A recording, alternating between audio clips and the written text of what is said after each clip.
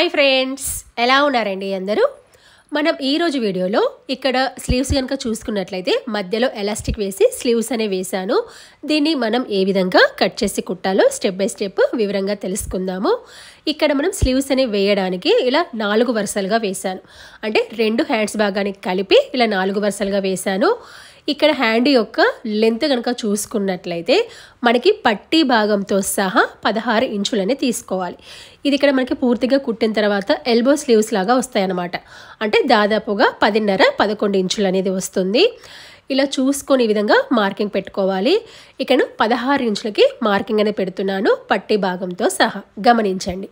ఓకేనా? ఇలా మార్కింగ్ పెట్టుకున్న తర్వాత ఇక్కడ హ్యాండ్ లూజ్ అనేది 5 ఇంచులు తీసుకోవాలి. ఇక్కడ మనం నార్మల్ ఎల్బో స్లీవ్స్కి ఏ విధంగా మార్కింగ్ పెట్టుకుంటామో సేమ్ అదే విధంగా మార్కింగ్ పెట్టుకోవాలి. హ్యాండ్ లూజ్ వచ్చేసి 5 ఇంచులు, ఎక్స్ట్రా ఖర్చు 2 ఇంచులు. ఇక్కడ హ్యాండ్ యొక్క కర్వ్ భాగం వచ్చేసి ఇలా 3 ఇంచులకి మార్కింగ్ పెట్టుకొని దీనిపైన ఒక లైన్ అనేది తీసుకోండి. ఇప్పుడు దీనిపైన మిడిల్ లూజ్ అనేది తీసుకోవాలి.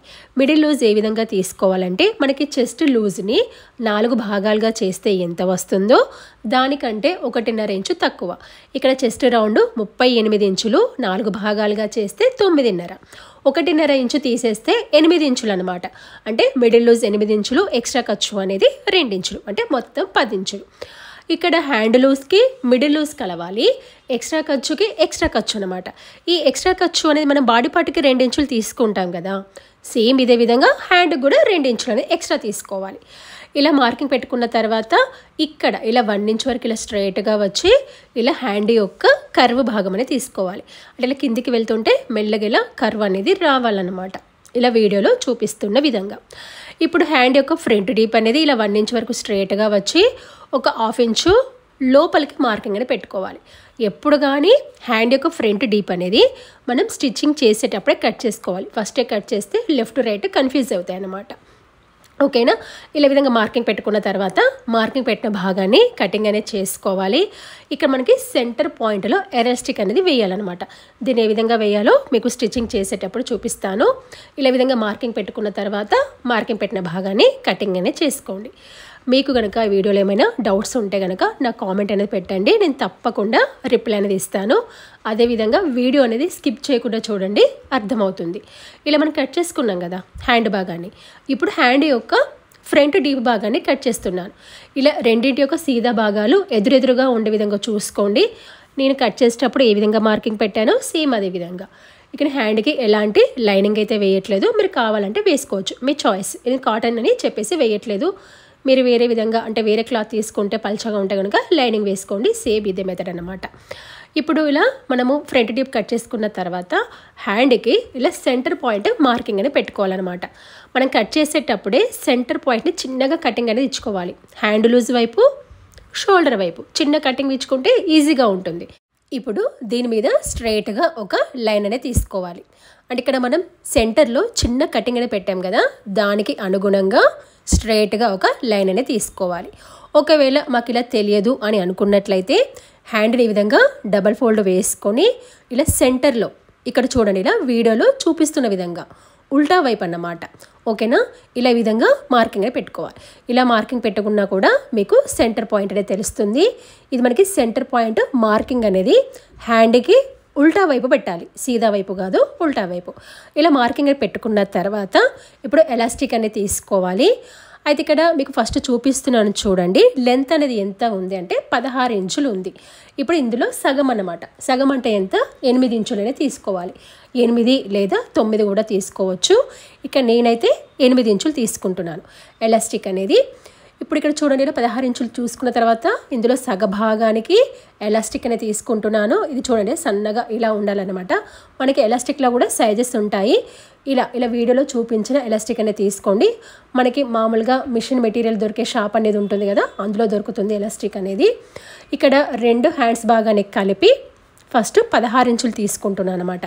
అంటే 8 ఇంచులు చూసుకొని దాన్ని డబల్ వేసాను, కట్ చేసుకొని మళ్ళీ సగానికి కట్ చేశాను. ఓకేనా? చూడండి, ఇలా 8 ఇంచులు మళ్ళీ డబల్ వేసాను. అంటే ఒక హ్యాండ్కి 8, ఇంకొక హ్యాండ్కి 8 అన్నమాట. ఓకే, వీడియో అనేది స్కిప్ చేయకుండా చూడండి, అర్థమవుతుంది. అదేవిధంగా మీకు కనుక వీడియోలో ఏమైనా డౌట్స్ ఉంటే కనుక నాకు కామెంట్ అనేది పెట్టండి, నేను తప్పకుండా రిప్లై అనేది ఇస్తాను. మీకు ఇంతే కాకుండా ఇంకా డిఫరెంట్ మోడల్ స్లీవ్స్ కావాలన్నా నెక్ మోడల్స్ కావాలన్నా కూడా నాకు కామెంట్ అనేది పెట్టండి. నేను తప్పకుండా వీడియోస్ అనేవి అప్లోడ్ అనేది చేస్తాను. చూడండి ఇలా 8 ఇంచులకి ఇలా కటింగ్ అనేది చేస్తాను. ఇలా చేసుకున్న తర్వాత ఇప్పుడు ఈ షోల్డర్ యొక్క చివరి భాగం నుండి అంటే స్టార్టింగ్ భాగం నుండి అనమాట ఇక్కడ నుంచి ఇలా చూసుకొని దీన్ని ఇలా లాగాలన్నమాట. కొంచెం కొంచెం లాగండి, మొత్తం ఒకేసారి లాగాల్సిన అవసరం లేదు. మనం ఎంతవరకు కుడతాం ఫస్ట్ ఒక 3 ఇంచులు 4 ఇంచులు అనుకుందాం, అంతవరకు లాగండి. మళ్ళీ కుట్టిన తర్వాత మళ్ళీ లాగండి, మొత్తం ఒకేసారి లాగాల్సిన అవసరం లేదు. మీకు ఇక్కడ అర్థమవుతుందని అనుకుంటున్నాను. కొంచెం కొంచెం 3 లేదా 4 ఇంచుల మేర మీరు ఎంతవరకు కుట్టగలుగుతారో అంతవరకు కుట్టిన తర్వాత మళ్ళీ ఇలా లాగండి. ఓకేనా? ఇలా దీన్ని ఇగ్గడం గుంజడం మీ ఇష్టం, మీకే తెలిసినట్టుగా ఇలా మొత్తం ఇలా గుంజండి. ఇలా గుంజితే కరెక్ట్గా దీని యొక్క ఎడ్జ్ భాగాన కుట్ట అనేది వేసుకోండి, లేదా సెంటర్లో కూడా వేసుకోండి. ఇక నేను 2 కుట్లు వేద్దాం అనుకుంటున్నాను. ఎలాస్టిక్కి చివర్లో అటొక చివర ఇటొక చివర కుట్టు వేద్దాం అనుకుంటున్నాను, స్ట్రాంగ్గా ఉంటుందని చెప్పేసి. మీరు ఒకే కుట్టు వేయాలనుకుంటే సెంటర్లో వేయండి. చూడండి ఇలా చివరికి వచ్చేసింది కదా. ఇలా చివరికి వచ్చేసాక మనకి ఎలాస్టిక్ సరిపోయే విధంగా చూసుకొని ఇలా కుట్ట అనేది వేసుకోవాలి. చూసారా? ఇలా ఒక చివర కుట్ట అనేది వేసాము. ఇప్పుడు మీకు ఇది సీదా వైపు చూపిస్తున్నాను. చూసారా? ఈ విధంగా ఉంటుందన్నమాట. ఇక్కడ కొంచెం స్ట్రాంగ్గా ఉండడానికి ఎలాస్టిక్కి రెండో వైపు కూడా వేస్తున్నాను. ఇలా వేసేటప్పుడు ఎలాస్టిక్ని సాగదీయండి, అంటే గుంజండి. అదే ముడత మీద వేయకండి, షేప్ అవుట్ అవుతుంది. జస్ట్ మనం స్టార్టింగ్ ఏ విధంగా వేసామో ఇలా లాగుతూ సేమ్ అదే విధంగా. ఇది డబల్ కుట్ అనేది మీ చాయిస్ అన్నమాట. ఒక కుట్టు కూడా సరిపోతుంది, కాకపోతే కొంచెం డబల్ కుట్టు వేస్తే స్ట్రాంగ్గా ఉంటుందని ఎలాస్టిక్కి అటొక చివర ఇటొక చివర కుట్టు అనేది వేస్తున్నాను. ఇలా క్లాత్ని ఇలా గుంజి ఇలా కుట్టు అనేది వేసుకోవాలన్నమాట. మీకు కనుక వీడియో నచ్చినట్లయితే ఖచ్చితంగా లైక్ చేయండి. లైక్ చేస్తే కొంచెం నా వీడియో అనేది పుషప్ అవుతుంది. ఓకేనా? ఇలా మనం వేసుకున్న తర్వాత ఇప్పుడు లెంత్ కనుక చూసుకున్నట్లయితే దాదాపుగా ఇక్కడ నాకు 10.5 ఇంచులు అనేది వచ్చింది. ఇక్కడ మనకి సెంటర్లో మాత్రమే తక్కువ ఉంటుంది, మళ్ళీ సైడ్కి కొంచెం ఎక్కువ అవుతుంది, గమనించండి. కాబట్టి ఈ చివరి భాగాన మీరు డబుల్ ఫోల్డ్ వేసుకొని కుట్టు వేసుకోండి. నాకు ఈ చివరి భాగాన అంచు భాగం ఉంది కాబట్టి ఇక్కడ డబుల్ ఫోల్డ్ అయితే వేయట్లేదు.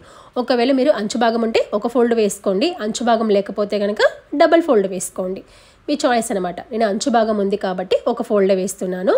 ఇలా వేసుకొని దీని యొక్క చివరి భాగాన కుట్టు అనేది వేసుకోండి. సేమ్ ఇదే విధంగా మనము ఇంకొక హ్యాండ్ భాగాన్ని కూడా కుట్టాలన్నమాట. మీకు ఏ విధంగా అంటే మన హ్యాండ్ లెంత్ ఎంత తీసుకున్నామో అందులో సగం ఎలాస్టిక్ అనేది తీసుకొని ఇలా లాగి కుట్టి వేసిన తర్వాత చివరి భాగాన పట్టీ అనేది పెడుతున్నాం, అంతే. ఓకేనా? ఇలా ఒక హ్యాండ్ అయిపోయింది కదా. సేమ్ ఇదే విధంగా ఇంకొక హ్యాండ్ భాగాన్ని కూడా వేసుకోండి. ఇలా 2 హ్యాండ్ భాగాలు కుట్టుకున్న తర్వాత దీన్ని మనం బాడీ పార్ట్కి జాయింట్ అనేది చేసుకోవాలి. సెంటర్ భాగం నుండి జాయింట్ చేయండి, ఎందుకంటే మనకి ఎలాస్టిక్ అనేది షోల్డర్కి సెంటర్లో రావాలి కాబట్టి సెంటర్ నుండి జాయింట్ చేస్తే కరెక్ట్గా ఉంటుంది. ఇప్పుడు హ్యాండ్ యొక్క ఫ్రంట్ డీప్ బాడీ పార్ట్ యొక్క ఫ్రంట్ భాగానికి రావాలన్నమాట. ఓకేనా? ఇలా మీరు స్టార్టింగే చివరి భాగం నుండి జాయిన్ చేస్తే సెంటర్ భాగం కలవచ్చు కలవకపోవచ్చు, కాబట్టి ఇలా సెంటర్ భాగం నుండి జాయిన్ చేస్తే 2 వైపులా ఈక్వల్గా వస్తుంది. ఇప్పుడు ఎలాస్టిక్ స్లీవ్స్ అనే కాదు, మనం మామూలు స్లీవ్స్ వేయాలనుకున్నా కూడా ఇదే ప్రాసెస్లో వేయాలి. సెంటర్ భాగం నుండి వేస్తే మీకు క్లాత్ ఎక్కువైనా తక్కువైనా 2 వైపులా ఈక్వల్గా వస్తుంది. ఇలా కుట్టిన తర్వాత మళ్ళీ దీన్ని తిప్పి డబల్ కుట్టు వేసుకోండి. నాకు ఇక్కడ చివర కొంచెం ఎక్కువ వచ్చింది కదా, సేమ్ ఇదే విధంగా రెండో వైపున కూడా ఎక్కువ వస్తుంది. మీరు మొత్తం సైడ్ ఫిట్టింగ్ అనేది చేసుకున్న తర్వాత ఆ సైడ్కి వచ్చిన ఎక్కువ భాగాన్ని కట్ చేసుకొని లెవెల్ అనేది చేసుకోవాలన్నమాట. చూడండి ఇలా తిప్పి రెండో చివరి భాగం వరకు వేసుకోవాలి. ఇలా రెండో చివరి భాగానికి వచ్చాక మళ్ళీ తిప్పి షోల్డర్ యొక్క సెంటర్ భాగం వరకు వేయాలి. అంటే మనం అక్కడే కదా స్టార్ట్ చేసింది, మళ్ళీ అక్కడే ఎండ్ కావాలన్నమాట. ఇలా కుట్టుకున్న తర్వాత మనం సేమ్ ఇదే విధంగా ఇంకొక వైపు కూడా హ్యాండ్ భాగాన్ని వేసుకోవాలి. ఇలా చాలా సింపుల్గా హ్యాండ్స్ భాగాన్ని ఇలా షోల్డర్ భాగానికి జాయింట్ అనేది చేసుకోవాలి. ఇలా 2 వైపులా హ్యాండ్ భాగాన్ని వేసుకున్న తర్వాత బాడీ పార్ట్ యొక్క సైడ్ భాగాన్ని ఫిట్టింగ్ అనేది చేసుకోవాలి. మనం నార్మల్గా ఏ విధంగా వేసుకుంటామో సేమ్ అదే విధంగా ఇక్కడ చూడండి, ఇలా ఉల్టా వైపు తిప్పేసి క్లాత్ అనేది అటు ఇటు జరగకుండా ఇలా పిన్స్ అనే పెట్టాను. హ్యాండ్ లూజ్ 5 ఇంచులు. ఓకేనా? ఈ చంక భాగం దగ్గర ఎక్స్ట్రా ఖర్చు అనేది ఎంత ఉంది? 2 ఇంచులు. ఇలా చూసుకున్న తర్వాత ఈ నడుం భాగం దగ్గర పైనుంచి కిందికి కుట్లలో కలుపుకుంటే సరిపోతుంది. ఇలా మనం కట్ చేసేటప్పుడు ఏ విధంగా మార్కింగ్ పెట్టామో సేమ్ అదే విధంగా కుట్ట అనేది వేసుకోవాలి. ఇది మనకి పూర్తిగా కుట్టిన తర్వాత ఎల్బో స్లీవ్స్ లెంత్ అనేది వస్తుంది, అంటే 10.5 లేదా 11 ఇంచులు అనేది వస్తుంది అన్నమాట. చూడండి, ఇలా చూసారా? ఇక్కడ నడుం భాగం దగ్గర పై కుట్టుని కింది కుట్టులో కుట్టేసుకుంటే సరిపోతుంది. ఇలా పూర్తిగా కుట్టిన తర్వాత మనకి స్లీవ్స్ అనేవి ఈ విధంగా కనబడతాయి. ఇలా చాలా సింపుల్గా మనము ఎలాస్టిక్ స్లీవ్స్ అనేవి అంటే డిజైనర్ స్లీవ్స్ అనేవి కట్ చేసి కుట్టుకోవచ్చు. Thank you.